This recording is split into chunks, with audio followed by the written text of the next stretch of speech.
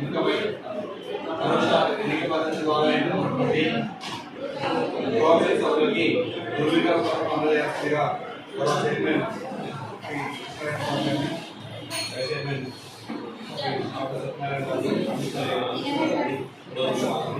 మొదటగా కేటగిరీ 1లో విజయం సాధించినటువంటి శ్రీమతి భాగ్యలక్ష్మి లక్ష్మి గారిని ధృవీకరణ పత్రం అందుకోవాల్సిందిగా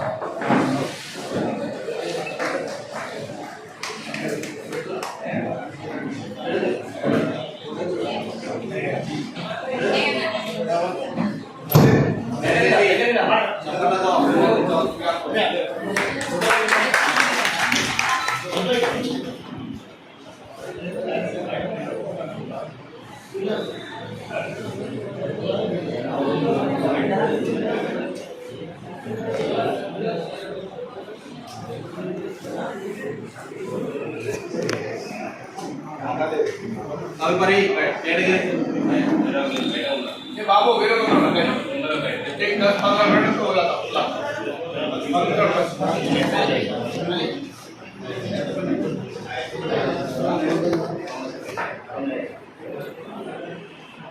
తదుపరి కేటగిరీ 1లో పురుష అభ్యర్థిగా విజయం సాధించినటువంటి శ్రీ బాలయ్య గారిని ధృవీకరణ పత్రం అందుకోవాల్సిందిగా కోరుతున్నాం. దయచేసి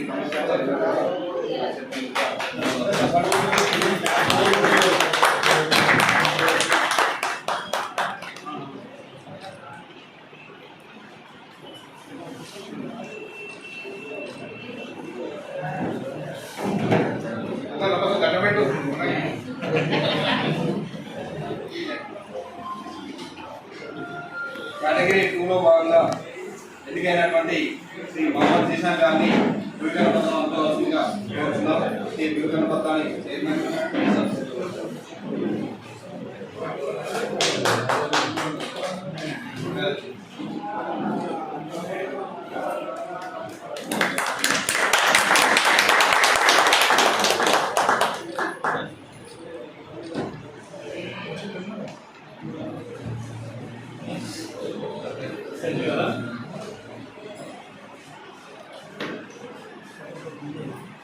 తదుపరి కేటగిరీ 2 కింద మహిళా అభ్యర్థిగా ఎన్నికైనటువంటి ముందాజ్ గారిని ధృవీకరణ పత్రం అందుకోవాల్సిందిగా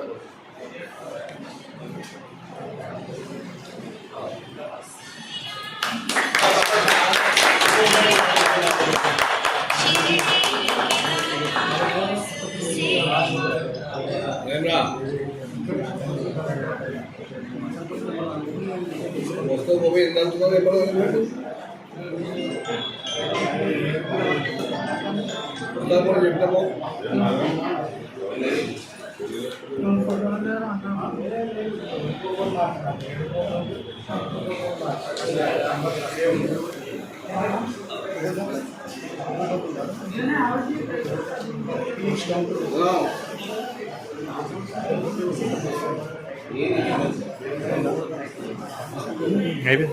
ఇంకా ఉన్నారా?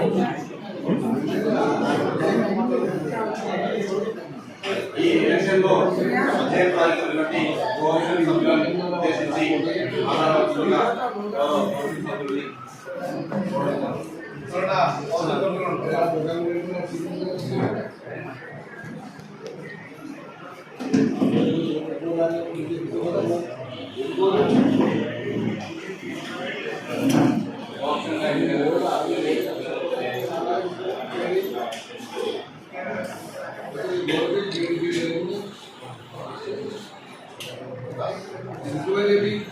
అందరికీ నమస్కారం. ఈరోజు మున్సిపల్ సభ్యుల ఎన్నిక సందర్భంగా గౌరవ రాష్ట్ర మంత్రివర్యులు నా ప్రియతమ నాయకుడు దామోదర్ నరసింహ గారి ఆశీస్సులతో మరి ఈరోజు మా కూర ఉంది కాబట్టి, మా పాలకవర్గం ఉంది కాబట్టి నలుగురికి మోక్షం పౌరులను వాళ్ళు కేటగిరీ వారిగా నలుగురిని పెద్దలు రామరాజు గారు మరి సీటు కవర్లో పంపించడం జరిగింది. వారికి మొట్టమొదటగా మా పాలకవర్గం అలాగే మా గౌరవ చైర్మన్ కిషన్ రెడ్డి గారి ద్వారా అలాగే కమిషనర్ గారు, నా తోటి కౌన్స్ అందరూ కూడా వారందరూ కూడా మీకు నలుగురికి నేను శుభాకాంక్షలు తెలియజేసుకుంటా ఉన్నా. ఇట్లా భాగ్యలక్ష్మి గారు, అలాగే కిషన్ గారు, ముంతాజ్ గారు, అలాగే ప్రవీణ్ కుమార్ గారు, మరి డేవిడ్ గారు, ఈ నలుగురికి కూడా మా పాలక పక్షాన నేను శుభాకాంక్షలు అభినందనలు తెలియజేస్తున్నాం. ముఖ్యంగా రెండు విషయాలు. కోవిడ్ అనగానే ఏదైనా వాళ్ళ ఇస్తే వాళ్ళకి ఇబ్బంది పరిస్థితి ఉంటుందని చెప్పి వాళ్ళ ఆలోచన ఉంటుంది.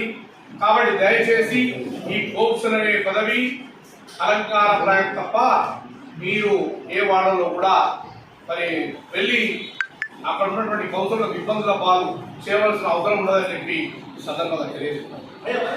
ఈ కోప్షన్ పదవులు మరి గౌరవ మంత్రివర్యుడు దామోదర్ వారి ఆశలతో రావడం జరిగింది. దానికి అనుగుణంగా మీరు కాంగ్రెస్ పార్టీ ప్రభుత్వం ఏర్పడిన తర్వాత ప్రజలకు అనుగుణంగా మీరందరూ కూడా ప్రజలు ఏదైతే వాగ్దానం ఇచ్చామో వాటన్నింటిలో నెరవేర్చడానికి ప్రభుత్వానికి, ఇక్కడ పాలక వర్గానికి అందరికీ కూడా సహాయ సహకారాలు మీ వల్ల ఉండాలని చెప్పి నేను కోరుకుంటాను. కాబట్టి మీరు వాళ్ళల్లో ఎవరికి కూడా ఇబ్బంది పెట్టకుండా మీరందరూ కలిసికట్టుగా మనం మొత్తం కలిపి 17 మంది ఉన్నాం, కౌన్సిలర్లము, చైర్మన్ గారితో సహా. అలాగే ఇవాళ సంఖ్య పెరిగింది, మీరు నలుగురు మళ్ళీ మాకు జాయిన్, ఇలా 21 మంది ఉన్నాం.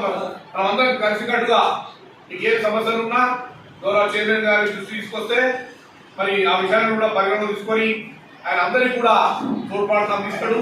మేమందరం కూడా తోడ్పాటు అందిస్తాము.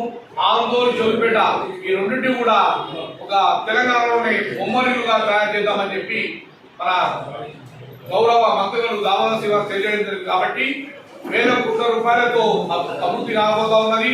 మరి ఆందోళన, జోలిపేట నిన్ననే చైర్మన్ గారికి మేము వెళ్ళిన కౌన్సిల్ అందరికీ కూడా మరి మంత్రి గారు తెలియజేయడం జరిగింది. కాబట్టి దయచేసి అందరూ కూడా మనము సామరస్యంగా మనం ఏదున్నా కలిసినట్టుగా ముందుకు పోదామని చెప్పి తెలియజేసుకుంటూ ఈ రోజు ఈ నలుగురు ఏదైతే కోర్టు సభ్యులో వాళ్లకు నేను ధన్యవాదాలు అలాగే శుభాకాంక్షలు తెలియజేసుకుంటా ఉన్నా. నమస్కారం.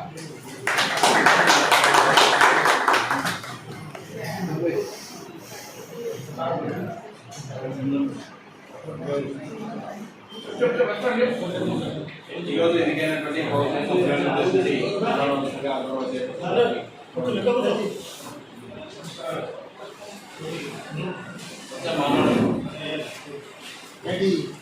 ప్రత్యేక సమావేశానికి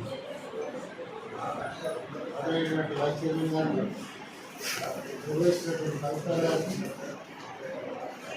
అదైన కౌన్సిలర్ మిత్రులందరికీ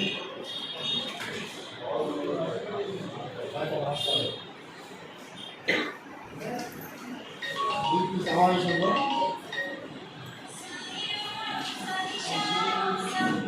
కేటగిరీ 1 కింద భాగ్యలక్ష్మి గారిని, డేవిడ్ గారిని ఎన్నుకోవడం జరిగింది. కేటగిరీ 2 కింద కిషన్ గారిని, ముంతాజ్ గారిని అందరూ ఏకగ్రీవంగా ఎన్నుకోవడం అంటే ఒక గొప్ప విషయం. మన సంకల్పం మన గ్రామాన్ని అభివృద్ధి పరచాలి. అన్నారు భద్రత, తాగునీటి వ్యవస్థ, రహదారులు, డ్రైనేజు, విద్యుత్ దీపాలు, ఇలా అనేకమైనటువంటి కార్యక్రమాలను మున్సిపాలిటీగా నిర్వహించాల్సిన రోజు ఎన్నో సమస్యలు వస్తూ ఉంటాయి. మనం ఎంత అభివృద్ధి చెందినా దాంతో పాటు ఇంకా సమస్యలు వస్తూనే ఉంటాయి. మన ఆర్థిక వ్యవస్థ, మున్సిపాలిటీకి సంబంధించినటువంటి ఆర్థిక వ్యవస్థ అందరికీ తెలిసినటువంటి విషయమే. ఆ ఉన్నటువంటి డబ్బుతో మనం ఒక పట్టణాన్ని ఆదర్శంగా తీసుకోవాల్సినటువంటి అవసరం. ఇందులో కౌన్సిలర్ల పాత్ర చాలా కీలకమైనటువంటిది. అందుకు తోడ్పాటుగా కోఆప్షన్ సభ్యుల యొక్క తోడ్పాటు అవసరం. వీళ్ళ ఒక నిష్ణాతులైనటువంటి వ్యక్తులు, వాళ్ళకు ఒక కౌన్సిల్ పరిధి అని ఉండదు. గవర్నమెంట్ ఆంధ్ర మున్సిపాలిటీ ఒక పరిధి మొత్తం వాళ్ళది. ఈ యొక్క సమస్యలన్నింటి పరిష్కారానికి ఈ కోఆప్షన్ సభ్యుల యొక్క సూచనలు చాలా ముఖ్యమైనవి. వారి సూచనలతో వారి సహకారంతో ఈ పట్టణాన్ని అభివృద్ధిపై ముందుకు తీసుకెళ్దామని తెలియజేసుకుంటూ మనకు ఒక ముఖ్య నాయకుడు ఉన్నారు, మన మంత్రివర్యులు. వారి యొక్క చదువు వల్ల అందరం ఎలక్షన్లో పోటీ చేసి గెలిచి ఈ పాలకవర్గంగా ఏర్పడింది. నేను సభ్యులను కూడా మన గౌరవ మంత్రి వారి సూచన మేరకు ఆదేశం మేరకు ఈరోజు అందరం ఏకాగ్రీవంగా అనుకోవడం అనేటువంటి అనేక శుభసూచనం. ఈ పట్టణాన్ని ఆదర్శంగా తీసుకోవడానికి మంత్రి వారు చాలా నిన్ననే 60 కోట్ల ప్రతిపాదన ఇవ్వడం జరిగింది. వీధి అభివృద్ధి కాదు, పట్టణానికి కావాల్సినటువంటి అనేక మౌలిక సదుపాయాలను అభివృద్ధి చేసుకోవడానికి కావాల్సినటువంటి 60 కోట్ల రూపాయల ప్రతిపాదన ఇవ్వడం జరిగింది. హై స్కూల్ గ్రౌండ్ 10 కోట్ల రూపాయల నిధులు కేటాయించినట్టుగా జరగబోతుంది. ఈ 60 కోట్లు 10 కోట్లు ఇంకా 20 కోట్ల రూపాయలు ఇక్కడ ప్రణాళిక సిద్ధం చేయడం జరిగింది. మనకు నిజంగా పట్టణ వాసుల యొక్క అదృష్టం మన మంత్రివర్యులు మనకు అందడం, ఆయన ఈ ప్రత్యేక శ్రద్ధ చూపి ఈ పట్టణాన్ని ఆదర్శపరంగా తీర్చిదిద్దాలనే సంకల్పంతో అందుకు వైస్ చైర్మన్ గారు, కమిషనర్ గారు చేపడతా ఉన్నాం. వాటితో పాటుగా ఈ కోఆప్షన్ సభ్యులు వెళ్ళవేళ మీ సలహాలు సూచనలు ఇస్తూ ఈ పట్టణాన్ని ఒక ఆదర్శ పట్టణంగా తీర్చిదిద్దాల్సిన ఆవశ్యకత ఉందని మరొకసారి మీరు శుభాకాంక్షలు ఆశీస్సులు తెలియజేసుకుంటూ ఆల్రెడీ మంత్రివర్యులు 10 నిమిషాల్లో ఇప్పుడు మహిళా సోదరులందరికీ విన్నపం. మహిళా కార్యక్రమం ఉంది శ్రీరామ గార్డెన్లో. ఇక్కడ సమావేశానికి వచ్చేసినటువంటి అందరికీ అక్కడికి శ్రీరామ గార్డెన్కి రావాల్సిన బయలుదేరి 10 నిమిషాలు